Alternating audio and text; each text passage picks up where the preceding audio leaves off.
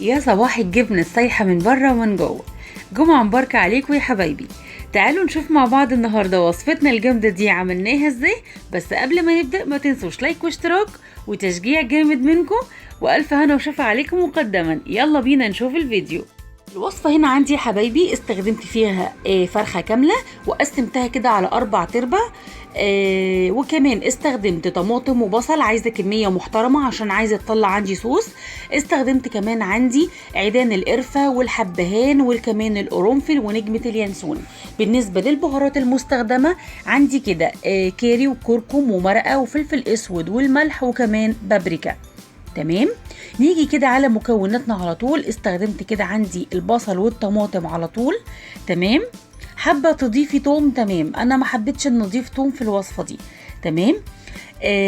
نزلت كده على طول عليه بتقطيع الفلفل الحار، وتقدري طبعا تستغني عنه او تستبدليه بالفلفل الحلو بتاعنا. تمام. ننزل كمان عليه على بورق اللورة والحاجات الحلوة دي. وكمان نزلنا بالبهارات بتاعتنا، ما اقولكوش بقى الريحة بسم الله ما شاء الله، حاجة زي العسل. ألف هنا وشفا على أصحابها. تمام. زي ما احنا شايفين كده الجمال، اللون كمان اتغير. الكركم والكاري بيعملوا يعني بصوا تيست حلو قوي للفراخ. تمام. وبالذات الكركم بيغير لون اي حاجة. زي ما احنا شايفين كده نستخدم الجلافز عشان خاطر الفلفل الحار دوت. لما بتقعدي بقى كده وخلاص، حتى بعد ما تغسلي ايديكي بتلاقي ايديكي كده ايه مش مظبوطه، يعني مش هتشطه كده وحلوه قوي. تمام. نزلنا كده حبايبي بكميه الفراخ بتاعتنا، ونبتدي ان احنا بقى ندعك دعكه محترمه. تمام. ندخل الخلطه كده بره وجوه ونظبط الدنيا، يعني بصوا ما ترحموهاش، ادوها يعني. تمام. ندعك كويس جدا اهو، ظبطناها كده. نيجي بعد كده على الصينيه اللي هنستخدمها. نزلت بيها كده اول حاجه بجزء من الخلطه بتاعتي. تمام. نفرش كده الصينيه بتاعتنا كويس عشان عايزه عندي طبقه من فوق وطبقه من تحت. شايفين الجمال؟ طبعا كان عندي هنا اوردر كفته واوردر اللهم صل على سيدنا محمد ومحشي كرنب وبصوا ومحاشي مشكله، بس يعني ايه ما لحقتش اني اصور كل ده. الف هنا وشفا على اصحابها. يعني بصراحه بسم الله ما شاء الله الروايح، يعني الله اكبر الله اكبر، حاجه زي العسل. تمام. نزلنا كده بالفراخ بتاعتنا. طبعا تقدري تستخدمي ورك بس، صدور بس، بانيه بس، يعني زي ما انت عايزه. تمام. كمان ظبطت الدنيا كده خلاص اهي. بصوا الجمال، الريحه ما اقولكوش بجد، الله اكبر زي العسل. نيجي كده بجزء من التوابل اللي عندي. تمام.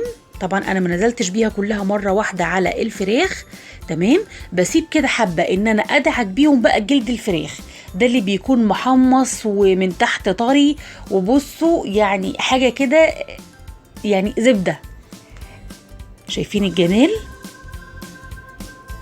بجد زي الفل، من غير سمنه من غير زيت من غير اي حاجه. انا معتمده على دهون الفراخ اللي تنزل لي السمنه بتاعتي.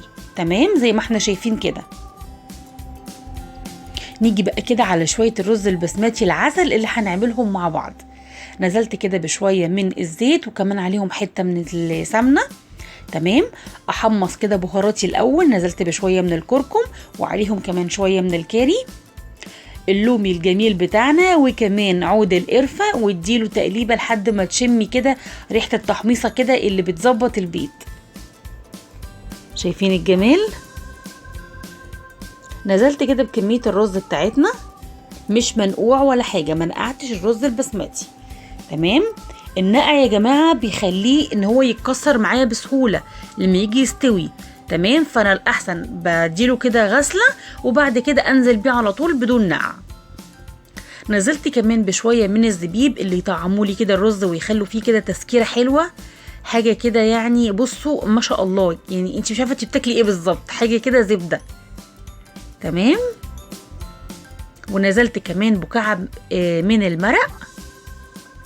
والفراخ بتاعتي بقى الله اكبر الله اكبر على شكلها وعلى طعمها. تمام.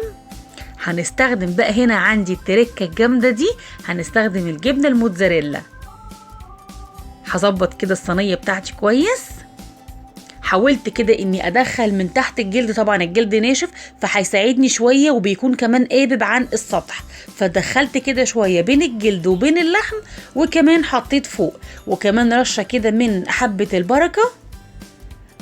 بصوا يعني ما اقولكوش بقى، الريحة بجد رهيبة. شايفين؟ وكمان شوية كده من السمسم. معلش الإضاءة هنا عملت معايا. نيجي بعد كده دخلتها الفرن بس كده يا دوبك شغلت الشواية شوية، أخدت معايا اللون الجامد ده. شايفين؟ والجبنة كمان نازلة كده في الصوص اللي عندي تحت، يعني بجد بسم الله ما شاء الله. تمام كده الأوردر معانا جاهز. ألف هنا وشفا على أصحابه. حاجة زي العسل تستاهل بقكوا. تقدري تنزلي عليها بشوية مكسرات، أو لو ما عندكيش هي كده زي الفل قوي. تمام. شايفين اصلا شكل الجبنه عامل ازاي من فوق، والمطه والشكل. بصوا يعني ما اقولكوش بقى. لو وصلتي معايا للجزء ده